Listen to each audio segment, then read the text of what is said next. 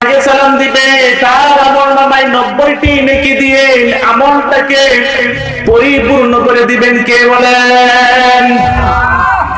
এই যে আল্লাহর নাম নিলেন কত আস্তে আস্তে, নেকি কে দিবেন বলেন? আল্লাহ বলতে কষ্ট লাগে নাকি শান্তি লাগে?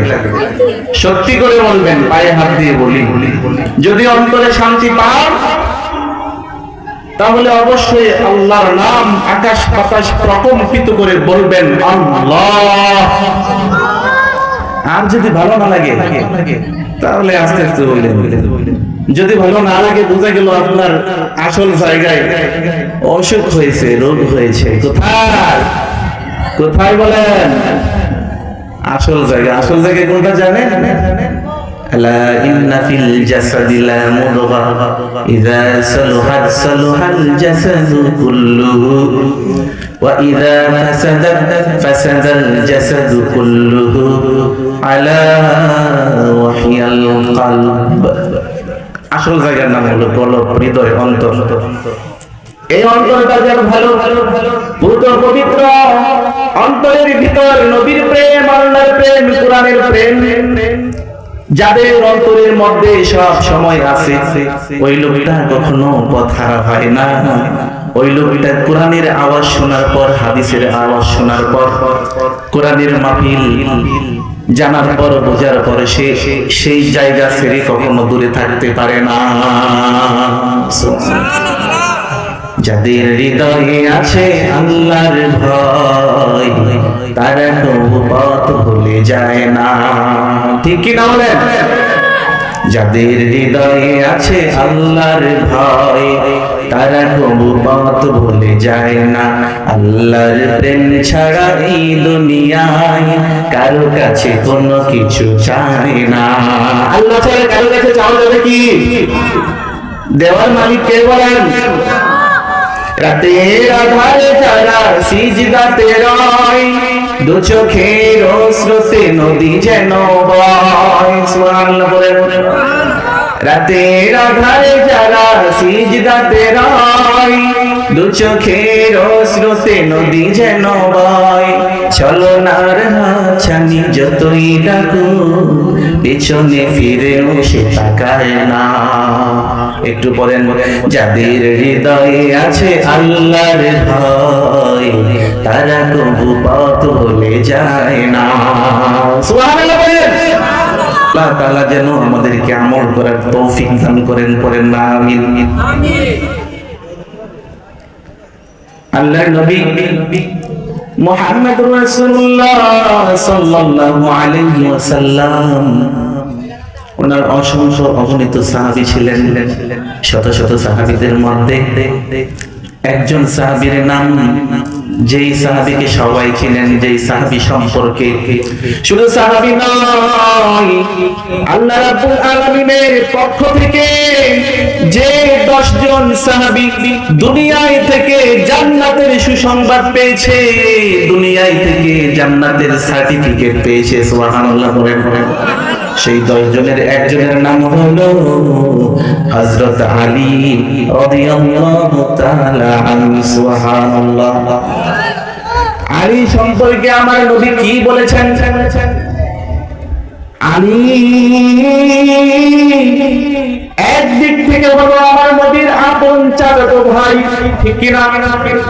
আর একদিক থেকে হলো আমার প্রাণ প্রিয়তম নবী নন্দিনী হযরতে ফাতেমাতুজ জোহরা রাদিয়াল্লাহু তাআলা আনহার স্বামী, ঠিক কি না বলেন? আরেক দিক থেকে হলো আমার নবীর জানের জান, আমার নবীর প্রাণের প্রাণ, আমার নবীর নয়নের টুকরা, কলেজের মণি, আমার নবীর কলিজার টুকরা, নয়নের মণি, হাসান হুসাইনের বাবা হযরত আলী। সেই আলী সম্পর্কে আমার নবী বলেছেন, আনা মাদিনাতুল ইলমি ওয়া আলিয়ুন বাবুহা। সুবহানাল্লাহ। অর্থ কি জানেন? নবী বলেন, আমি মদিনার কামলিওয়ালা, আমি মদিনার নবী হলাম ইলমের শহর, ইলমের শহর আমি নবী। আর আমার সেই শহরের ফটক আমার সেই শহরের দরজা আর কেউ নাই, সেই দরজা হলো আমার আলী। সুবহানাল্লাহ। আর আবু বকর সম্পর্কে বলা হয়েছে আরহাম উম্মতি বি উম্মতি আবু বকর রাদিয়াল্লাহু তাআলা আনহু।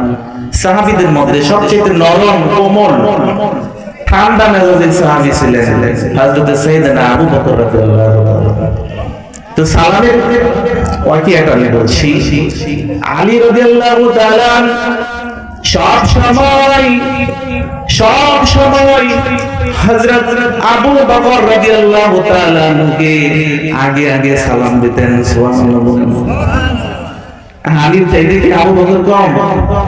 বলেন না।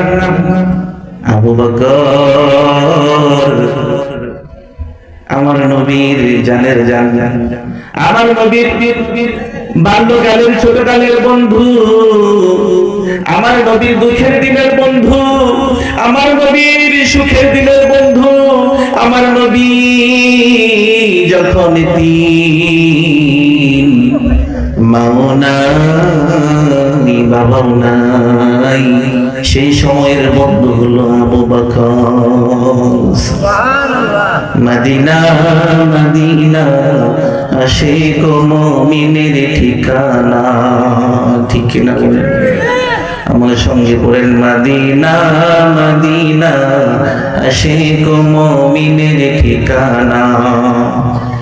দিদার চেয়ে কাঁদো তোমরা, দিদার চেয়ে কাঁদো তোমরা, হও না নবীর দিওয়ানা।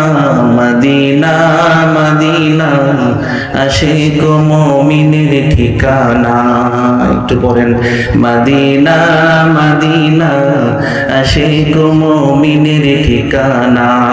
খারাপ লাগে নাকি? নবীর প্রিয় সাহাবী হযরত আবু বকর সিদ্দিকী, ঠিক কি না বলেন? আমার নবীর প্রিয় সাহাবী আবু বকর সিদ্দিকী, ভালোবেসে শুইলেন পাশে, ভালোবেসে শুইলেন পাশে, যাইয়া দেখো মদিনা মদিনা মদিনা আশিক মুমিনের ঠিকানা।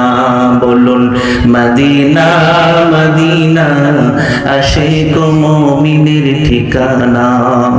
আমার বন্ধুরা বাবারা, আলী রাদিয়াল্লাহু তাআলা সব সময় আবু বকরকে আগে সালাম দিতেন, সব সময় আগে সালাম দিতেন। আমাদের সমাজের বুকে কিছু মানুষ আছে আগে সালাম দেয় না, সালাম পাওয়ার জন্য চাতক পাখির মতো হাঁ করে বসে থাকে। ঠিক কি না বলেন? এই আমি হলাম এলাকার মেম্বার, চেয়ারম্যান, এমপি, আমি মন্ত্রী, মিনিস্টার, আমি প্রফেসর, আমি ইঞ্জিনিয়ার, আমি তো প্রাইম মিনিস্টার, আরো কত কিছু হংকং প্যারাডোনা, কত নাম বুঝেন নাই।